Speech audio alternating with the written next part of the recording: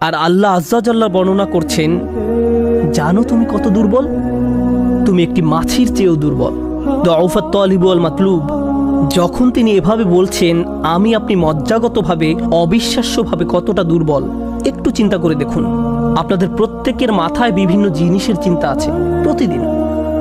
আমরা এখন রোজা রাখছি, নামাজ পড়ছি, আর আলহামদুলিল্লাহ নামাজ পড়ার সময় আমরা মনোযোগ ধরে রাখার চেষ্টা করি, কিন্তু এর বাইরে আপনার মাথায় কোন চিন্তা ঘুরঘুর করে? আপনি কি নিয়ে উদ্বিগ্ন থাকেন? আপনি কি নিয়ে চিন্তা করেন? কোন চিন্তাটি আপনার মাথায় সারাক্ষণ ঘুরতে থাকে? কোন জিনিসটির ব্যাপারে ভাবেন এটা যদি থাকতো, আর কোন জিনিসটির ব্যাপারে ভাবেন যদি এটা না থাকতো? কারোর জন্য অসুস্থতা, কারোর জন্য ডিপ্রেশন, কারোর জন্য দুঃখ, কারোর জন্য হয়তো কোনো ব্যক্তি। কেউ কেউ ভাবেন যদি ওই মানুষটা আমার ব্যাপারে খুশি হতো। তারা অন্য একজনকে খুশি করার চিন্তায় মশগুল থাকেন। যদি আমার বাবা আমার উপর খুশি থাকতেন তাহলে আমি সুখী হতাম। কিন্তু আপনার বাবাও তো একজন মানুষ। তিনি যদি আজ খুশি হয়েও থাকেন, কাল হয়তো তার জীবন শেষ হয়ে যেতে পারে। তারপর আপনি কি করবেন? এরপর আপনি কোথায় দাঁড়াবেন? সুতরাং আমি আর আপনি এভাবে এসব জিনিসের পেছনে ছুটতে থাকি। আর এর পরের আয়াতে আল্লাহ আজ্জা জাল্লা বলেন, মা কদারুল্লাহ হাক্কা কদরিহি। তারা আল্লাহকে যথাযথ মর্যাদা দেয় না।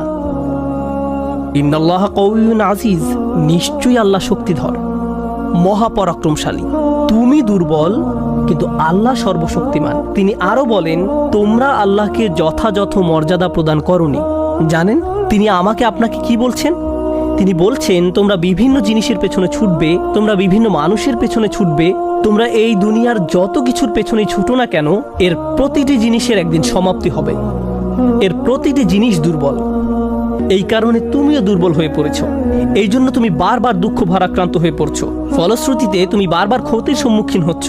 কিন্তু শেষবারের মতো যখন তুমি এই সিদ্ধান্ত গ্রহণ করবে, তোমার যত চাওয়া পাওয়া আছে তার মাঝে সবচেয়ে বড় চাওয়া পাওয়া হলো তোমার মালিককে খুশি করা। যখন তুমি সবকিছুর উপরে আল্লাহর সন্তুষ্টিকে প্রাধান্য দাও, যখন তুমি সত্যিকার অর্থে তোমার অন্তর থেকে এটা করতে পারবে, একমাত্র তখনই, যেহেতু তিনি শক্তিধর। জানেন আল্লাহ এইমাত্র আমাদের শেখালেন, যখন তুমি দুর্বল কাউকে পেতে চাও তখন তুমিও দুর্বল হয়ে পড়ো। কিন্তু তুমি যদি আল্লাহকে চাও, যিনি শক্তিধর এবং মহাপরাক্রমশালী, তাহলে এটা তোমাকে কেমন করে তুলবে? এটা তোমাকেও শক্তিশালী করে তুলবে। আর যখন তুমি শক্তিশালী হয়ে উঠবে, জীবনে বিভিন্ন জিনিস আসবে যাবে, কিন্তু তোমার শক্তিমত্তার কোনো কমতি হবে না। যে জিনিসের পেছনে তুমি ছুটছো তা ভেঙে পড়ার কারণে তখন তুমি আর ভেঙে পড়বে না, কারণ তুমি দুনিয়ার এসব তুচ্ছ জিনিসের চেয়েও অনেক অনেক উচ্চ একজনের সন্তুষ্টির অন্বেষণ করছো। আমি বলছি না যে আপনি এই দুনিয়ার কোনো কিছু চাইতে পারবেন না, কিন্তু আয়াতটি আমাদেরকে একটি ব্যাপারে শিক্ষা দিচ্ছে।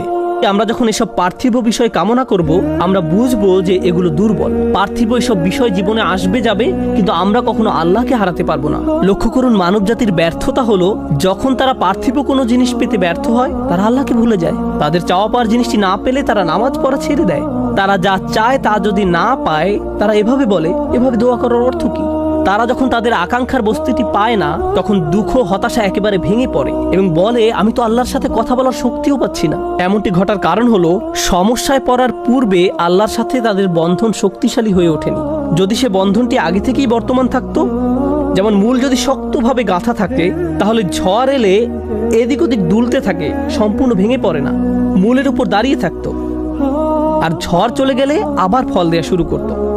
এরকম একটা উপমার কথা কোরআনে অন্যত্র এসেছে, আসলুহা সাবিত ওয়া ফারউহা ফিস সামা। লা ইলাহা ইল্লাল্লাহ হলো এমন একটা বৃক্ষের মতো, যার শেকড় মাটিতে এবং শাখা আকাশে উত্থিত। এটাই ঈমানের শক্তি। এই আধ্যাত্মিক শক্তির ধারণাটি আরো পরিষ্কার করার জন্য আমি আপনাদের নিকট একটা উদাহরণ পেশ করব। শক্তিকে আমরা বিভিন্ন জিনিসের সাথে সংযুক্ত করি। আমি বহু বছর আগে একটা ঘটনা নিয়ে কথা বলছিলাম, কিন্তু এখন এটি আমাকে অনুপ্রাণিত করে। যুক্তরাষ্ট্রের নিউ অরলিন্স অঙ্গরাজ্যের একটা পরিবারের একটা ঘটনা। পরিবারটা ছিল অনেক ধনী, তাদের গাড়ি ডিলারশিপের ব্যবসা ছিল, তাদের দোকান ছিল একেবারে সমুদ্র সৈকতের পাশে। তারা দামি দামি গাড়ি আমদানি করত এবং বিক্রি করত।